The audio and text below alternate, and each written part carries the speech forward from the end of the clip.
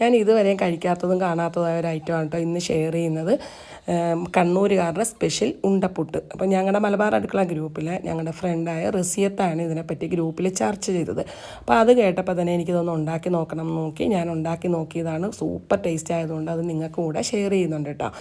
അതിനായിട്ട് നമുക്ക് കുറച്ച് തേങ്ങ എടുത്ത് അതിലേക്ക് കുറച്ച് പെരിഞ്ചീരകവും ഉള്ളിയും ഇട്ട് ഒന്ന് ക്രഷ് ചെയ്തെടുത്തതിന് ശേഷം നമ്മൾ പത്തിരി ഇടിയപ്പമൊക്കെ ഉണ്ടാക്കുന്ന സാധാരണ അരിപ്പൊടി എടുക്കുക. അതിലേക്ക് ഇട്ട് കൊടുത്ത് നമുക്ക് നല്ല തിളച്ച വെള്ളം ഒഴിച്ച് ഇടിയപ്പത്തിനൊക്കെ വേവിച്ചെടുക്കുന്ന പോലെ വേവിച്ചെടുത്തൊന്ന് മാറ്റി വയ്ക്കാം. ഇനി നമുക്ക് ചീനിച്ചട്ടിയിൽ കുറച്ച് വെളിച്ചെണ്ണ ഒഴിച്ച് കുറച്ച് സവാളയും പച്ചമുളകും വെളുത്തുള്ളി ഇഞ്ചിയെല്ലായിട്ടൊന്ന് വഴറ്റിയെടുത്തതിന് ശേഷം അത് വഴന്ന് വരുമ്പോൾ ഒരു പകുതി തക്കാളിയും കൂടെ ചേർത്ത് വഴറ്റിയെടുത്ത് അതിലേക്ക് കുറച്ച് മുളക് പൊടിയും മഞ്ഞൾപ്പൊടിയും ഗരം മസാലപ്പൊടിയും പെപ്പർ പൗഡറും ചേർത്ത് മിക്സ് ആക്കിയതിന് ശേഷം അതിലേക്ക് കുറച്ച് തേങ്ങ ഇട്ടിട്ട് അങ്ങനെയാണ് കേട്ടോ അവരുടെ ഒരു മസാലയെന്ന് പറയുന്നത്. ഇല്ലെങ്കിൽ ഇതിൻ്റെ ഈ തേങ്ങയുടെ കൂടെ കുറച്ച് ചെമ്മീനാണ് ക്രഷ് ചെയ്ത് ചേർക്കുന്നത്, വേവിച്ചിട്ട് ക്രഷ് ചെയ്ത് ചേർക്കും. അപ്പോൾ എനിക്ക് ചെമ്മീൻ ഇല്ലാത്തതുകൊണ്ട് ഞാനിതിലേക്ക് കുറച്ച് ചിക്കനാണ് ചേർത്തത്. അപ്പം നമ്മുടെ ചിക്കൻ ഉണ്ടപ്പുട്ടാണ് കേട്ടോ.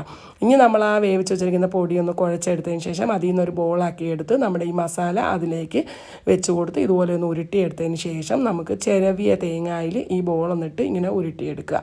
എന്നിട്ട് ഇതൊന്ന് ആവിയിൽ വേവിച്ച് കഴിഞ്ഞാൽ നമ്മുടെ കണ്ണൂർ സ്പെഷ്യൽ ഉണ്ടപ്പുട്ട് റെഡിയായി കിട്ടും. സൂപ്പർ ടേസ്റ്റാണ്. ഇതുപോലെ ചെയ്ത് നോക്കാത്തവരുണ്ടെങ്കിൽ എന്താണേലും ഒന്ന് ചെയ്ത് നോക്കണം കേട്ടോ. അപ്പോൾ ഇനി നമുക്ക് നല്ലൊരു വീഡിയോ ആയിട്ട് കാണാം. അതുവരേക്കും അസ്സലാമു അലൈക്കും.